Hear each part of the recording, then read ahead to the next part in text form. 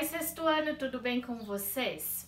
Nas aulas anteriores, a gente viu que o nosso relevo, que é a superfície terrestre, ela vai ser diretamente modificada pelos agentes internos, sejam eles os terremotos e as atividades vulcânicas, assim como também são modificados pelos agentes externos, através da ação da água da chuva, da água dos rios e também dos ventos.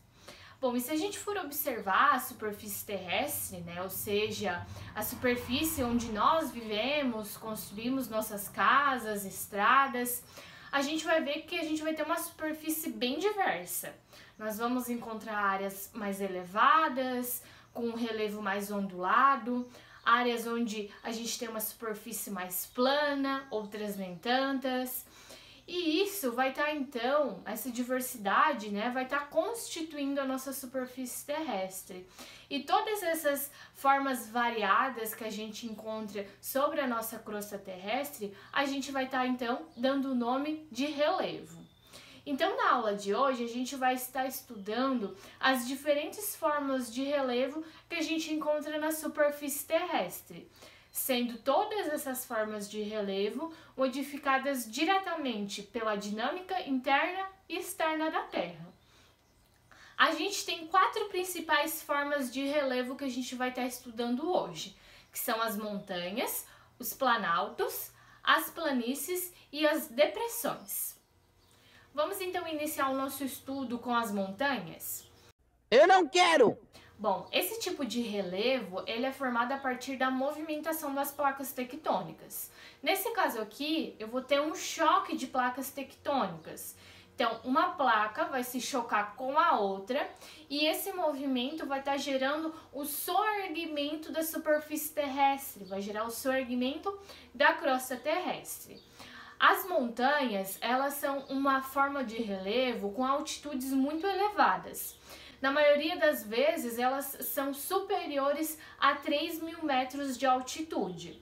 Lembrando que quando eu falo de altitude, eu estou falando da distância de determinado ponto da superfície terrestre em relação ao nível do mar.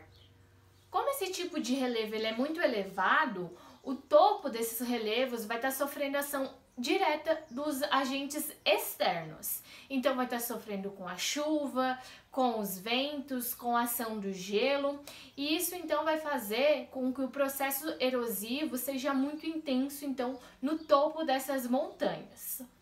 Quando eu tenho, né, um conjunto de várias montanhas, né, no mesmo local, a gente vai estar dando então o nome de cordilheiras.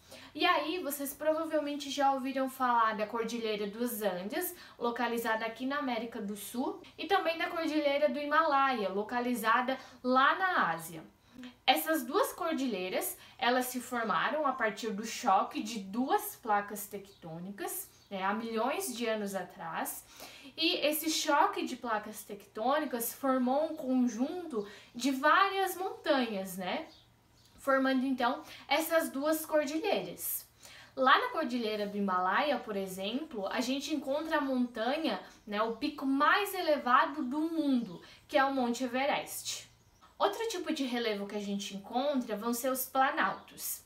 Esse tipo de relevo ele se caracteriza por apresentar uma certa altitude e também por apresentar um topo mais ou menos plano. A ação erosiva sobre o planalto ela é bastante intensa, fazendo com que haja o desgaste do topo desse tipo de relevo e esse desgaste vai ser responsável então pelo aplanamento do topo dos planaltos. Aqui perto de nós a gente tem um ótimo exemplo de um planalto, que é o Itembezinho, bem próximo de nós. Nós chamamos, né, esse tipo de relevo de serra, mas o nome correto dessa estrutura é planalto. As planícies, assim como os planaltos, elas vão ser áreas planas, mas a diferença vai ser que as planícies vão apresentar altitudes bastante baixas. Então, as planícies se caracterizam por ser áreas planas e baixas.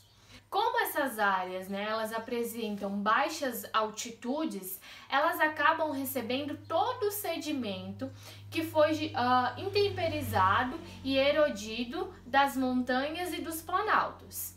Então, lá nos planaltos e nas montanhas ocorre o desgaste, a retirada desses sedimentos que vão ser então transportados e vão estar sendo então depositados nessas planícies. Então essa estrutura, né, as planícies, elas são formadas a partir da deposição desses sedimentos. Ah, agora eu entendi! Agora eu saquei! Agora todas as peças se encaixaram! E outra característica desse tipo de relevo é que ele é ideal para a ocupação humana, para a construção de casas, estradas, enfim, para a construção das cidades. E por fim, nós temos então as depressões. Esse tipo de relevo ele se caracteriza por ser um relevo mais baixo do que aquele que está ao seu redor. Isso nos indica que o processo erosivo ele está sendo mais intenso, onde a gente encontra esse tipo de formação, onde a gente encontra essas depressões. Existem dois tipos de depressões, as depressões absolutas, que é quando o relevo ele se encontra abaixo do nível do mar, ou então a depressão ela pode ser uma depressão relativa, que é quando o relevo, né, que é quando essas depressões, elas são mais baixas do que os planaltos ao seu redor. Aqui no Brasil a gente vai estar encontrando apenas as depressões relativas. E na maioria das vezes a gente vai encontrar essas depressões rodeadas por planaltos. Então são áreas que são mais baixas, que apresentam uma altitude inferior à dos planaltos que estão ao seu redor. Se a gente for analisar o relevo brasileiro, a gente pode estar dividindo ele em três grandes unidades, em planaltos, planícies e depressões. A gente não encontra então aqui no nosso território nenhuma montanha. Os planaltos vão ser o tipo de relevo mais predominante. Os planaltos brasileiros, eles não apresentam altitudes muito elevadas, isso porque as rochas que formam todo o relevo brasileiro, elas são rochas muito antigas, fazendo com que todo esse material, todas essas rochas, já passem por um processo de intemperismo e erosão também muito antigo, o que faz com que os nossos relevos sejam muito desgastados. A gente também encontra uma grande quantidade de depressões relativas e também planícies, onde a gente pode estar destacando as planícies litorâneas, que estão localizadas próximas ao litoral, ao mar, e também as planícies fluviais, localizadas próximos aos rios. E aí a gente pode estar destacando a planície fluvial do Rio Amazonas. Bom, turma, agora a gente vai ao resumo da nossa aula de hoje. Acompanhem aí e anotem tudo no caderno de geografia de vocês. O relevo se refere às diferentes formas que encontramos na superfície terrestre. São 4 os principais tipos de relevo. São as montanhas, os planaltos, as planícies e as depressões.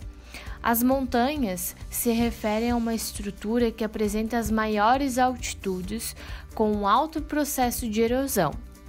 Lembrando que quando a gente tem um conjunto de montanhas, a gente dá o nome de cordilheiras a essa estrutura. Já os planaltos é um tipo de relevo que vai apresentar altitudes bem variáveis. O topo desses planaltos vai estar apresentando superfícies mais ou menos planas, devido ao alto processo erosivo que esse tipo de relevo sofre. Já as planícies são áreas basicamente planas, de baixas altitudes, e vai ser então esse tipo de relevo que vai estar recebendo os sedimentos que foram então erodidos dos planaltos e das montanhas. E por fim a gente tem as depressões, que são áreas com altitudes mais baixas do que as áreas vizinhas. A gente tem dois tipos de depressões, as depressões absolutas, que estão abaixo do nível do mar, e as depressões relativas, que são aquelas que são áreas mais baixas ao relevo ao seu redor. Agora é só tirar um print dessa tela e anotar tudo no caderno de geografia. A nossa aula de hoje era isso. Até a próxima!